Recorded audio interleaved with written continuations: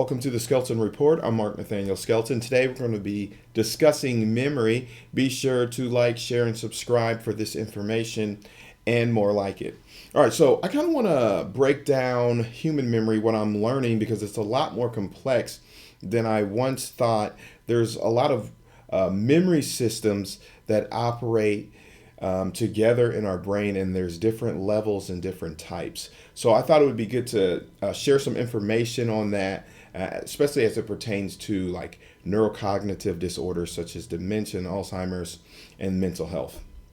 So let's go ahead and check out this chart. This is from Verdugo Psych, and I'll put the link in the description. But as you can see here, human memory is an umbrella over these different types and levels. So sensory memory, short-term memory, and long-term memory. Now, sensory memory, this is a mental representation of how like our environments, events, look, sound, feel, smell, and taste. Okay, so pretty self-explanatory. This one is short-term memory. And short-term memory is the capacity for holding small amounts of information, in an active, readily available state for a short interval. All right, so when you think about like working memory is something that you use a lot with your short-term memory. It's a type of short-term memory. And if you've ever was out shopping and then you had a number of items in the cart, and then you're kind of wanting to add it up, the prices in your head to kind of see what the total could be, that's when you're using short-term memory, okay? So that's an example of that. When you're talking and in conversations, short-term memory is very active during that time. And this is the one that I think has a lot of levels that we don't tend to think about until we kind of look at it. So long-term memory. And also this has a real component of that prefrontal cortex area, and I'll get into that a little later. Now, long-term memory has two types, explicit and then implicit. Explicit is episodic, and that's where you remember long-term, such as childhood and events like marriages and birthdays and graduation, all that, just events more so that took place in your life. So think about different episodes, all right? Different episodes of a series that you watch. It's the same thing. It's like the series and the episodes of your life. Semantic is more so, knowledge that you have concerning information regarding the equator, different definitions that you remember, okay? And it could be summed up as your general knowledge that you have, more so related to information that you've acquired through the years. Okay, again, for one example is stove. Like, you know what a stove is? Do you really remember when you learned that? It's just the common knowledge that you have.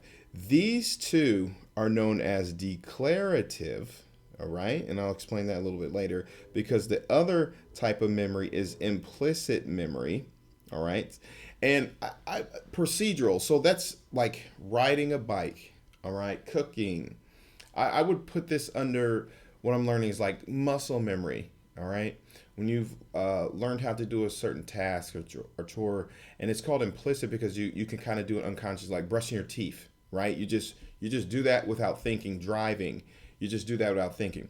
And this is called declarative and explicit because you have more of a conscious control. Like, you can drum up and think about the past. You have to like consciously think about a definition of a word if you're getting tested or quizzed on. So that's that type.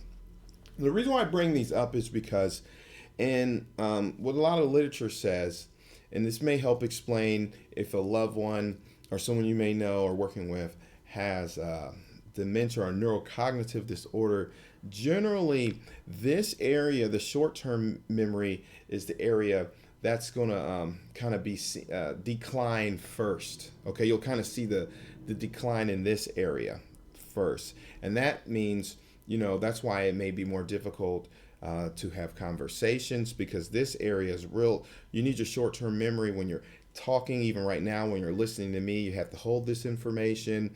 And if you're, again, conversating with someone, you have to put it back. So if this really requires attention. And so if this area begins to decline first, that will make sense as why someone may have to ask questions several times, or like, what just happened? And that's something I see a lot in the practicum I'm working with. Is it's difficult to watch movies now and in the news, because you need to be active and paying attention with that activity. And then generally the course it would take, depending, again, it depends on the type.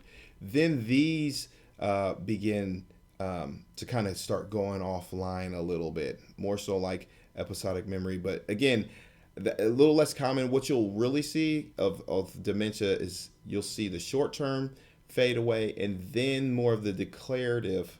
And this is more processed in the hippocampus area, right? Hippocampus is more active, and that's like a subcortical area of the brain. And this is the prefrontal right behind the and again, the brain works in unison, like sensory memory activates all areas of the brain. But that primary prefrontal, that behind the forehead tier, and the subcortical, like the hypothalamus, or no, the hippocampus is more so in your long-term memory. Okay, so then that's kind of the course it takes, the short term, and then you'll start forgetting like long-term back information that you once knew. All right, again, depending on the type and the person, every situation is unique. And what I've learned is this more deep-rooted implicit memory is generally the last, if tested at all, a memory that's lost when you're dealing with like neurocognitive disorder. Okay, and that's because, again, what I'm learning is just it's real deep-rooted. It's muscle memory. All right, it doesn't really require too much of these higher level thinking skills like these do. All right. Okay, so let's bring it back in. I hope that was helpful to you. Maybe you learned a little more. Again, the more you learn, the more you earn. That's all I got at this time. Also, be sure to check out the Skelton Report podcast. I'm doing a lot of like clinical cases on there, so you can get a better idea of like mental health and psychological disorders more from a clinical perspective. All right. I'll catch you on the next go around. Peace.